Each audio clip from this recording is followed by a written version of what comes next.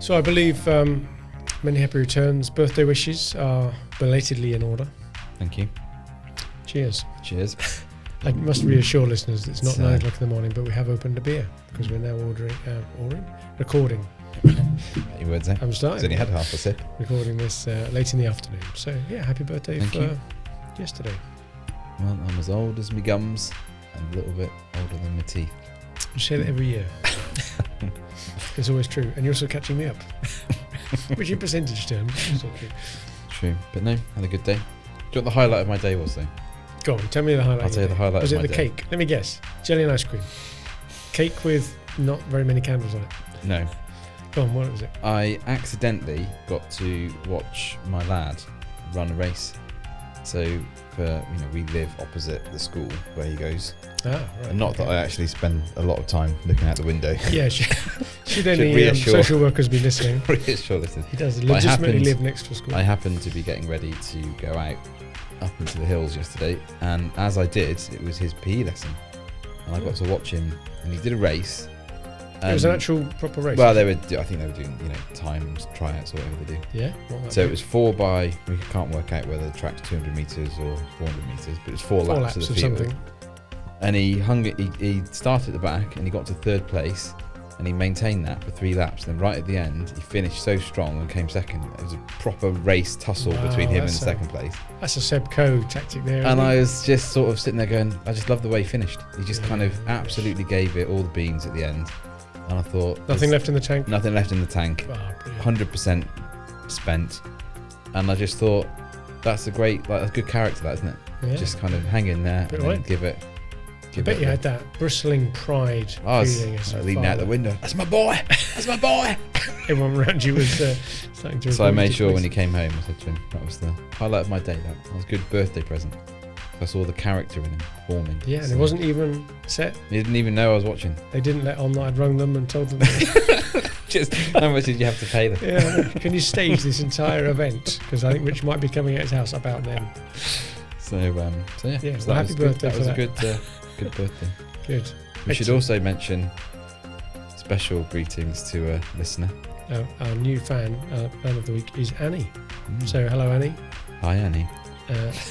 Thanks for listening and thanks for all the comments that you passed on. Particularly amused, as you can imagine, that you think my voice sounds like someone with a full head of hair, which shows that not many people watch this video. Most of them listen to the audio. And as Richard explained, Richard, who told us about your recent discovery of our podcast, explained that with Richard opposite me, he and I all go to the same barbers. So thank you for passing that on, Richard. Thank you, Annie, for listening, and for increasing our fan base by 1. That's 2 now. Doubled. No, sure. That's really nice to hear. Great that we're getting listened to more and more. And I did check the stats before we came on air today, and sure enough, this month is our highest listening month, as each month before it has been as well. So we're continuing to grow. Excellent. Good. Well, shall we do an actual podcast? We should do, yeah. Okay, good stuff.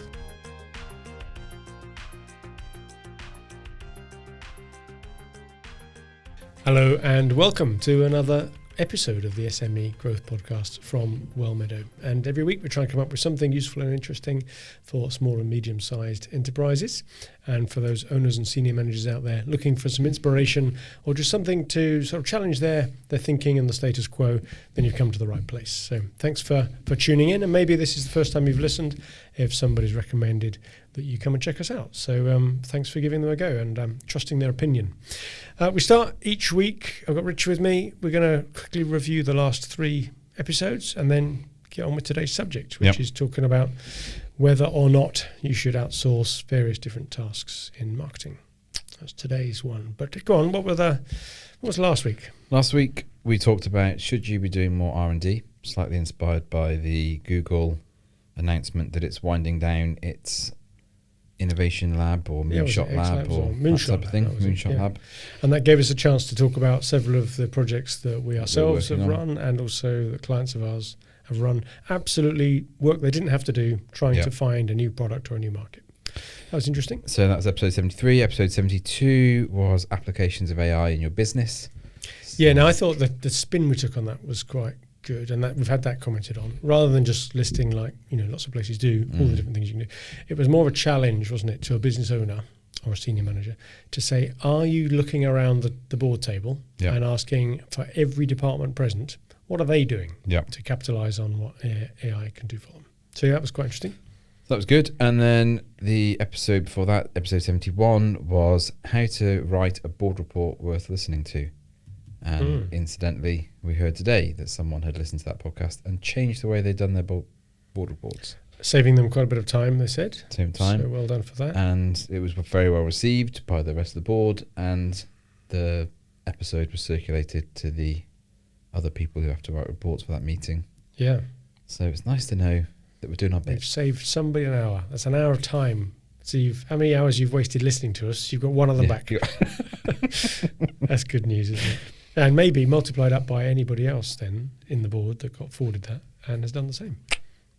Magic. And also a bit of podcast news. Oh, go on. The top listened episode. Oh, the charts. We should do that music they put on the charts. That one. So Phil Caudle's insights into his business. Yes, back in episode 22. Which was a fan favourite. That's still number one, right? You're not telling me it's not for a long time, unfortunately. Sorry, Phil. I know you're probably listening. Gosh. Dramatically toppled by episode 60. Phil has been listening every week since episode 22 just to hear the news that he's still number one episode. And I'm afraid, Phil, the week's the week. It was going to happen eventually, right? So, passing of time. And you're not allowed, Phil, if you're listening, to go and listen to that episode on repeat 100 times. But episode 60, Roger Martin Fagg's Economic Outlook is now number one. Our new number one. Whether that's been inspired by the recent beep. Oh, yeah, the thing we're not mentioning. Yeah. Have we got a code word for it? The E word. Don't know. Is that too close? Maybe we need a project name. Project Desolation and Despair. Yes. Anyway, moving swiftly on. Would be biased. We can't do that, otherwise we'd have to list all the candidates in all the country, and that's some penalties. You're not allowed to do that.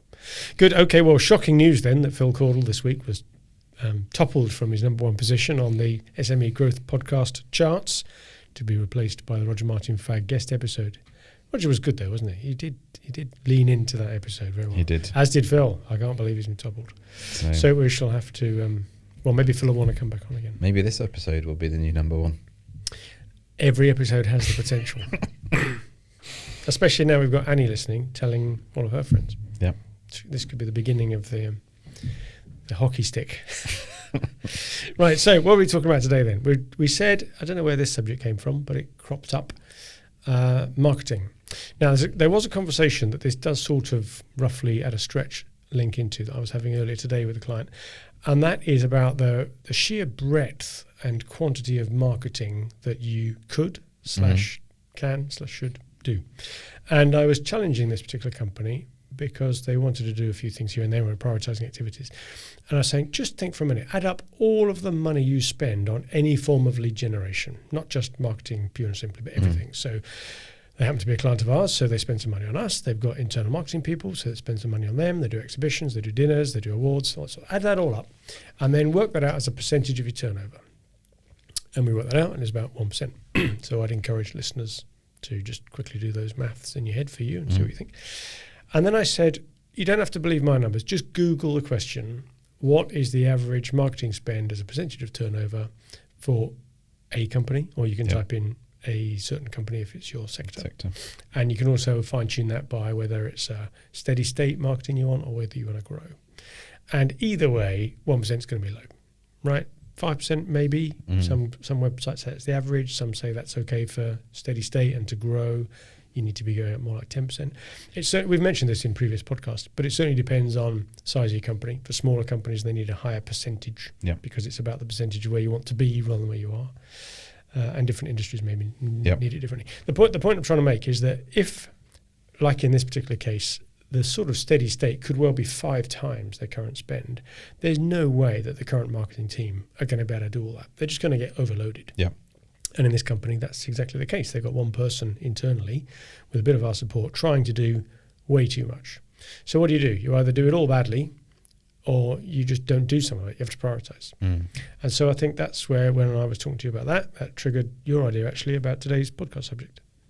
Yep. So to look at what are the factors around, what factors influence when and how you should outsource your marketing, but then to just have a look and say, okay, let's go through a few subject headings and just see what type of content, what type of marketing can be outsourced, what can be done internally. So I suppose, like you say, it's very hard to get traction if you're not committed to the spend, and that could either be internal resource or external resource.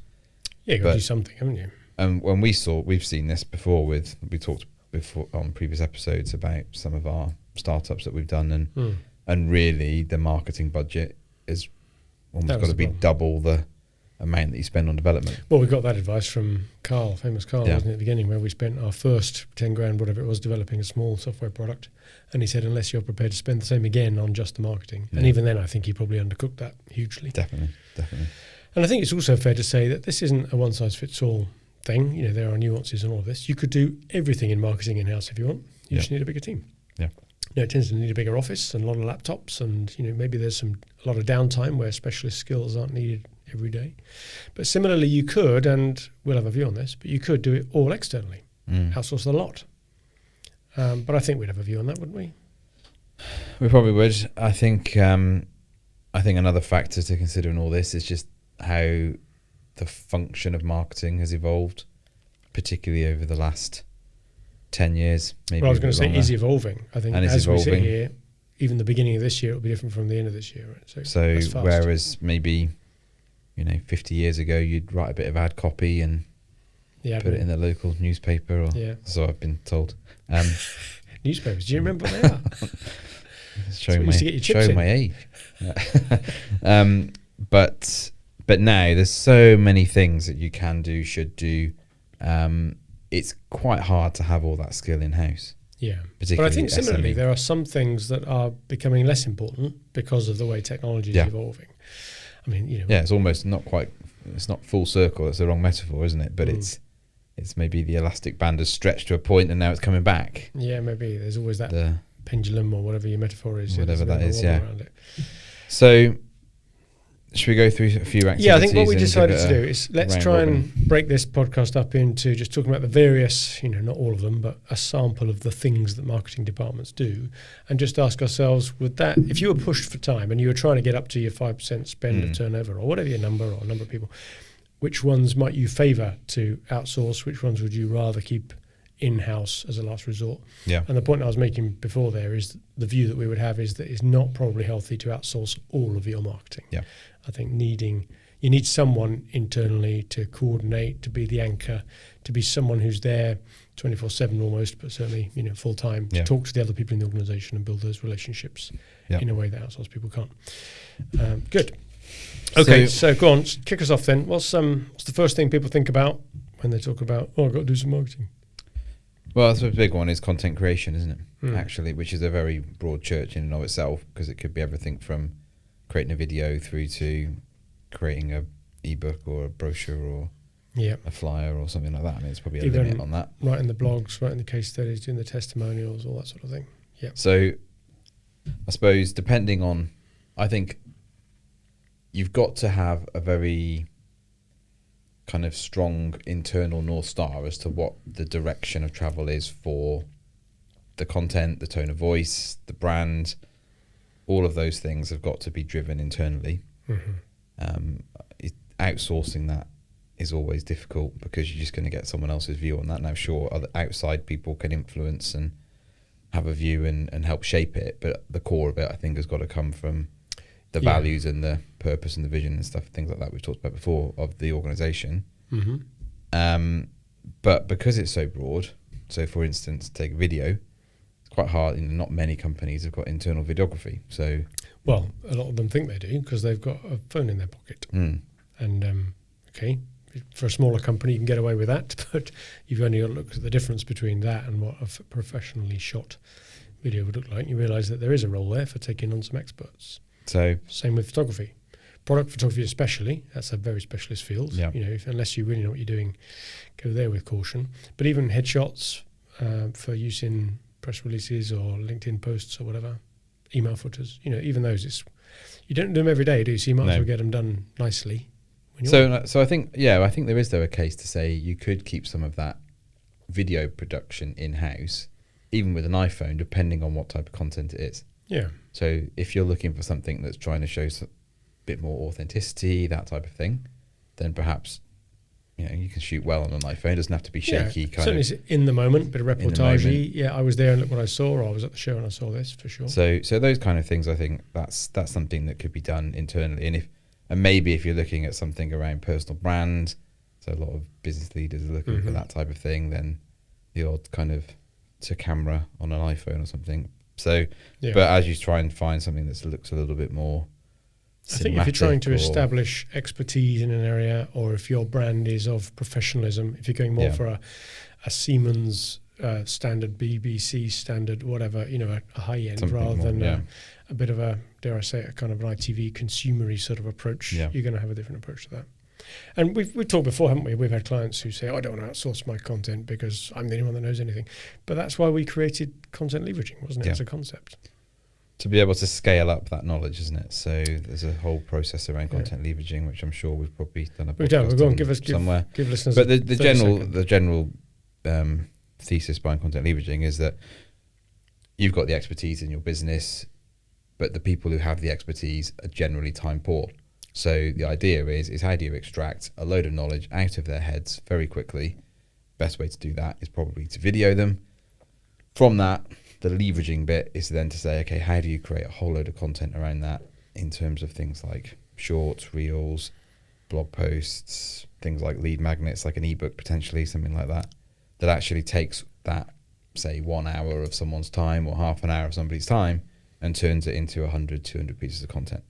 Now, that is something that you potentially could do in-house, but as far as I can see, not many people do. They don't, that's the problem. They all like the idea of it when we explain it. And I think there's another thing here which I'll mention, which does have an impact on the internal production of things like case studies, testimonials, and expert written content.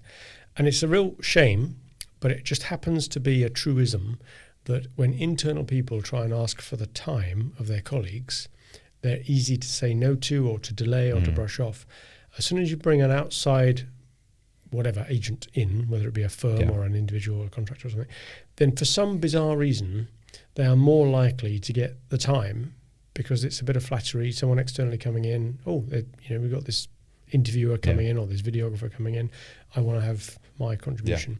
So I don't know why, it's not fair, and there's a lot of very hard-working internal marketing people out there that try darn hard to get this content, but people just don't give them the same opportunity to get it as when an outsider is invited in. Just one of those facts of life, I think, unfortunately. I think the other thing as well that we found with the content leveraging process is that you've kind of got to focus on it for a couple of weeks or so to make all that content and to come up with the ideas and to film it and to create all the assets and everything behind it. And it's quite an intensive process. Yeah. And I think one of the things that we've seen with a lot of internal marketing people is that they really don't have the luxury of being able to focus on anything for any length of time. No, they're pulled from pillar to post all the time. And it just means that even if, with the best intention, they're getting asked to do this exhibition or this thing, or can I have a quick brochure, or can I do this, can I do this? They just don't have the time to kind of get through it all. So outsourcing that then is a good way of pushing that forward. Schools on the doors on this one. Would you outsource or insource content? It depends. Depends what you want to make. I think you need a blend on this one. Yeah. I think you would be probably unwise to outsource everything, but to try and keep it all yourself, you're going to miss out on specialist skills, maybe the ability to get people's time, some of that ability to focus, like you just said. So, there's probably a blend here. I suspect, depending on how much you need, this might be an area you choose to outsource more to give yourself time on some of the other areas that we're going to come to, which maybe you need to spend more time on. And it may be something that you outsource in the first instance to see how the process works, and then you bring in-house. Yeah, for sure. So we've seen that work as well. So okay, well, about some more technical things maybe. So search engine optimization, or SEO. Yeah, now this has drawn me into a couple of discussions recently. Now, I could get myself in hot water here, so you've been cautioning me to caveat everything I say. And the Well Meadow lawyers are sitting in the room with a long stick ready to prod me. But I think it's fair to say that my view on search, from what we've read about it, is it's far from dead, but it's not what it was. It ain't what it used to be. And if you look at a Google page now, having typed something into the search bar, you're going to get at least half a page of paid ads first, and then maybe a block of people always ask, or people also ask, or the map thing, or whatever comes up. Video. A video, some YouTube things. So by the time you've actually got to what we used to think of as number one or even page one, you're below the fold. Yeah. Depends how zoomed your screen is and whether you're on a mobile and all that sort of thing. So search for a start hasn't got that same immediate benefit of being number one as it used to have. But also there is a bit of a drift, not a lot yet, but even Google are worried about it, like you say, a drift away from just using Google or Bing type searches, because we've got ChatGPT that can curate a wide variety of answers and present that to you. That's true as well. And then also I think with the advent of AI coming up with from the Google side of things or the Bing side of things, they're much better at finding out what to serve up no matter what you try to do. Yep. So if you've got the right content, great. But trying to do clever things is for the birds. That day is gone. So I think the SEO will probably evolve into something that is much more aligned around how do you influence the AI. So how do you structure, rather than keywords and all the technical stuff around meta tags and all that type of stuff. It's going to be more about how can you organize your data so that an AI can synthesize it and cite you. So getting those citations in AI. And I suppose Google's always done that with their how many backlinks have you got, how many people are referring to you on their links. But you've got to get some of the technical stuff right as well, because Google won't want to serve up your page if you've got large images that take ages to load, or buttons too close together when it's rendered on a mobile, or duplicate content, or missing H1 tags, or no meta descriptions, all that stuff, which hopefully most marketing people listening are aware of. And yet, when we look at using HubSpot's tool or SEMrush's tool and other tools available, but you look at the performance of a website and there's a whole host of things that haven't been done right. So, and I think there can be, it maybe ties a little bit into blogs as well with SEO, because the two are kind of closely related in terms of creating blogs to help with your SEO, that type of thing. But I think people need to sit and take a real cold, hard look at their websites and their blogs and the data underneath it. There is absolutely no point in just keep on creating blogs for the sake of creating blogs. We see that a lot, cards on the table. We had that with our own website. And about 6 months ago, I went through all of it and I realized, classic kind of Pareto, that we ended up with probably 200 or so pages, including the blogs. And the traffic was mostly going to about 10 pages. So we just killed it all, because actually what you're doing is confusing Google. Google's coming onto your site and going, well, I don't know what to do with this. It's got loads of content here that's not changing. We've got loads of things here that, no one's even visited the page for a year. Episode 52. We did a whole podcast on this. Should you kill off your content?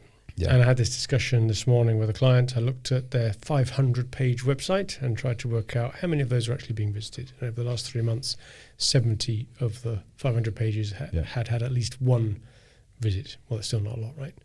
So they've got over 400 pages that are sat there not being looked at. It just confuses it. So that's true as well. Take a cold, hard look. And can I say one more thing about SEO as well? Because we've got a lot of other ones to go through.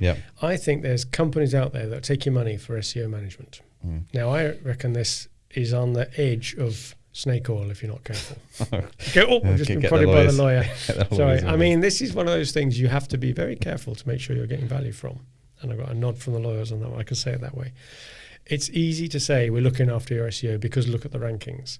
Well, can you be sure that that's because of anything that the SEO company are doing? Or are you just there anyway because of your content or because of, that's where the interest is?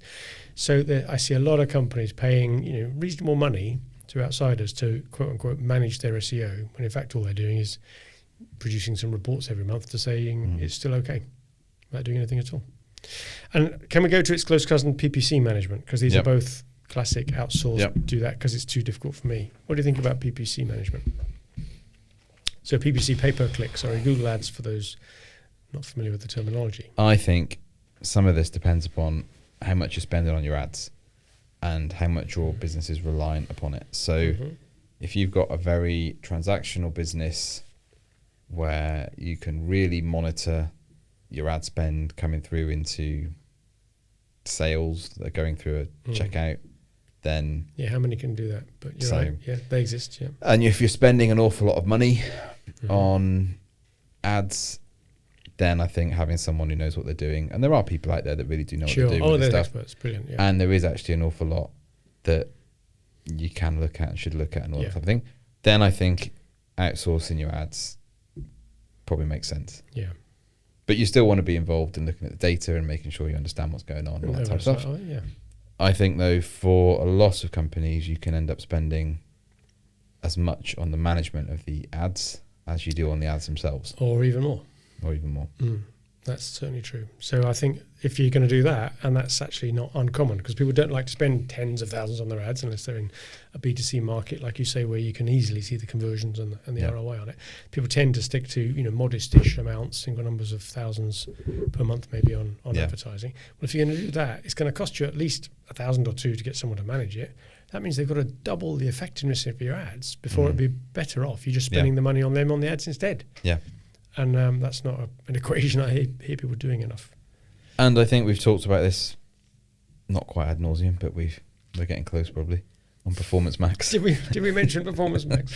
But with things like Performance Max, and the AI is doing a lot of the optimization, and you're not having to think about keywords and negative keywords and all that type of stuff, then so long as you've got the basics set up properly and you've got good assets that you're feeding the AI and well, that's the point, isn't it? They've taken away a lot of the levers. You can't do your keywords and your negative keywords, and all you can do now is an overall budget or target cost of acquisition and put some decent assets up. Choose where you want it to serve. Maybe give it a customer list to do a sort of copycat or avoid, which is your choice. But you just trust on the AI, really. Yeah. It will program itself to find the best keywords, best places, best times of day, the best audiences, whatever.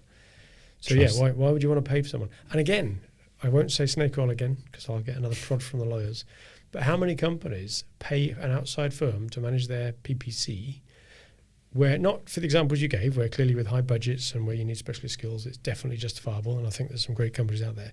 But how many others just carry on paying because it's an area they'd rather just go away? They want someone else to deal with the mess. And what are they paying for? Yeah, they're paying for the ads. Once it's been fine-tuned, maybe just turn them off for 6 months and see what happens. Turn the support contract, carry on with the ads running and see what happens. So there's a few areas there that may be a bit apocryphal for some people listening, but you don't have to continue always on with these things. Yep. We've been doing it. And back to the point around should you outsource or not, I think they are two areas where you could bring in-house. It's easier to bring them in-house. Easier. Yeah. Okay, look, we've got quite a few that we said we were going to mention. I think we need to rattle through these as a kind of just each one. So social media, yes or no? I would say, you can't give a yes or no answer on this. Go on then. Again, I think it's all context dependent with social media, because I think it depends on, I would say for most SMEs, you could probably do this in-house. You're probably not, if you're B2B, you're probably not getting so much traction on your... Do you know what though? The amount of stuff I see coming out of internally driven social media, it tends to be a mix of almost consumery, look, I saw this, face in the clouds, or here's my cat type stuff, which just doesn't have a place at all in business social media. Cynic. But you see much of it. But I think I would caveat what I've just said by saying if you've got a good content strategy and you've got good content creation, then doing B2B in-house is easy peasy. But if someone's feeding you the content, right? So either in-house or externally, you've got some fantastic graphics. We talked about carousels on LinkedIn, getting much more engagement. If you've designed a carousel and you've got a decent bit of content, or you're pointing to a lead magnet asset on your website, great, that's all fitting a strategy. Just throwing a LinkedIn post or an Instagram post to say, look, the car park's full today, or whatever. The trivial stuff. Once that strategy's in place and you've got the content, then managing it in-house, I think, is reasonably straightforward. I think the difference with B2C is that it's probably a lot more dynamic, and the social listening aspect of that, of seeing what's going on with the brand, is probably more brand driven as well. Yeah. Maybe having external resource to help with that, or I don't know. Email marketing. I would say to do this well, probably outsource. With a mixture of automation thrown in. So, okay, bang on about HubSpot again. But however you do it, schedule it, have a nurture strategy for all the people in your address book, have triggers that when people do certain things, they go into a different flow, come out of it. Make sure those emails are well written, useful, interesting, contentful. Make sure that you've got the referral scheme that we've talked about before, so people are encouraged to share it and make it a bit more viral than it is. So there's lots of things you should do around an email, which we often see in their absence rather than in their presence. There's some shocking circular email stuff that goes around, as we all know. Shall I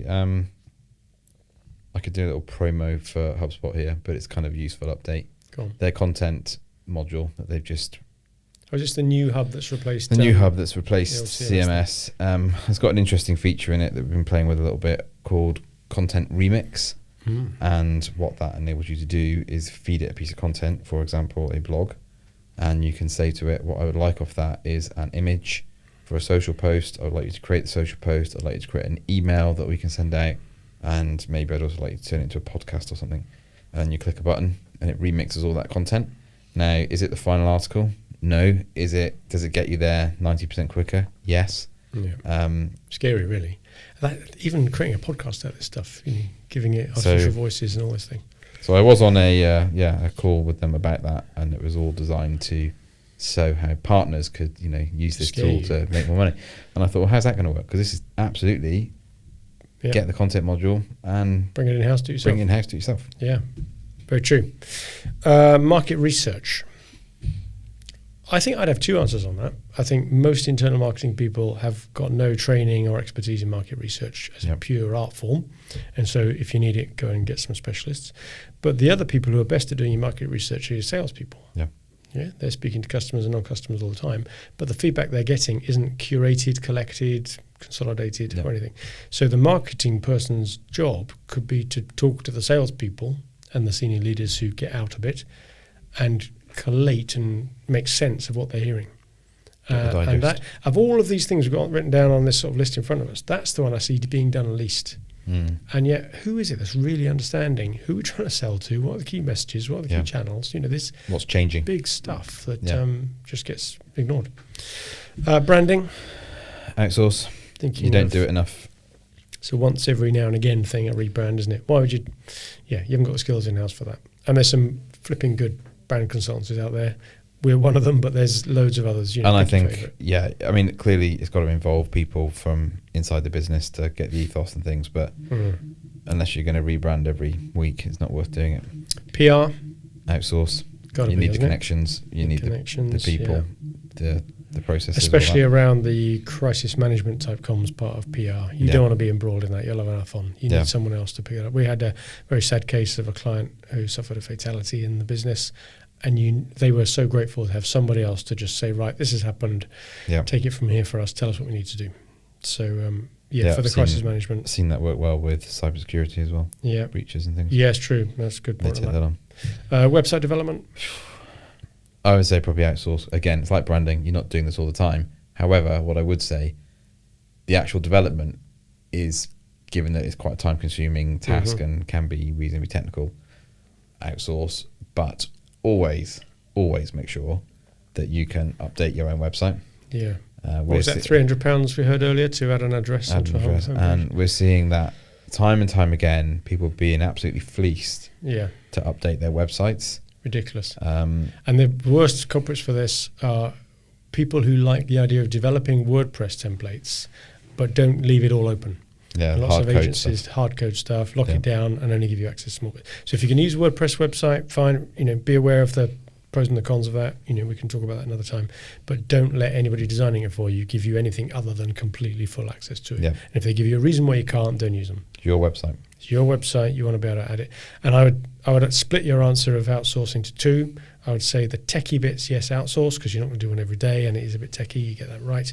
Get them to set up the basic sort of 10-page styles that you're going to need. Start you off putting some content in. And then even if you can't do it yourself, if it's easy enough to do it, as it should be, you can get students to come in and actually physically make the website look and say what you've decided it needs to be. Just get the templates done by the experts. Yep. Influencer marketing. Well, unless you've got an influencer, unless you're Gary V, then on your team. But yeah, you got to outsource that. Reporting and dashboards.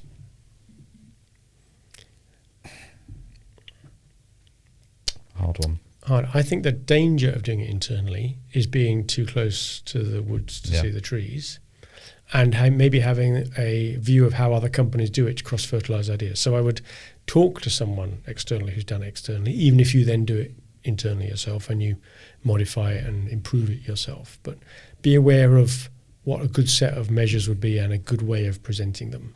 And it's not all about LinkedIn followers, impressions on Google, and all these vanity things. Yeah, you want to kill the vanity metrics, make sure that you're measuring the right things, and tell the story with the data so that someone else can look at that report and that dashboard and say, I can understand what's going on here. Yeah. Because that then is going to mean that people engage with your data.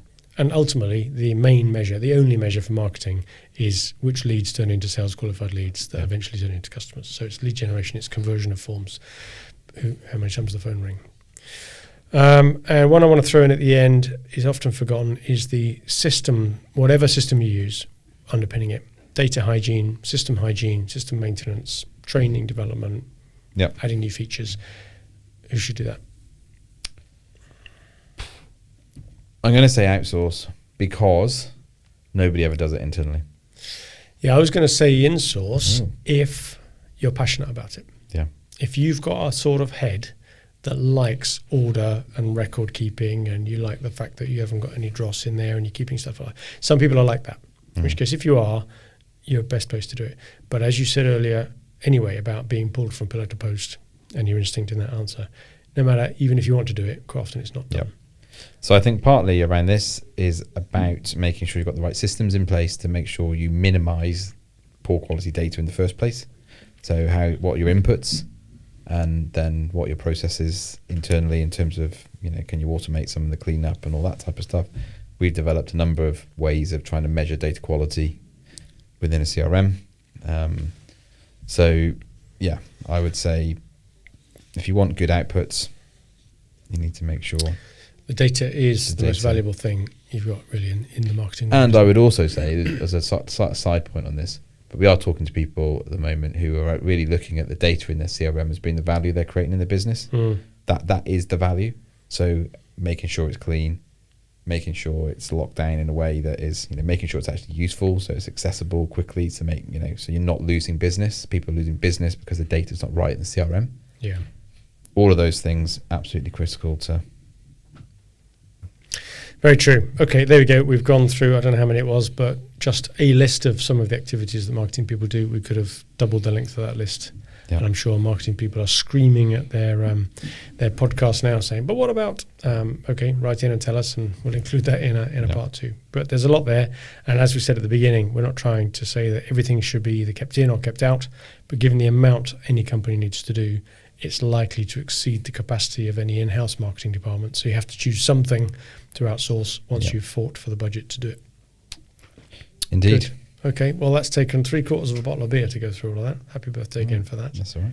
This episode has been brought to you by Hobson's Twisted Spire, a lovely light ale.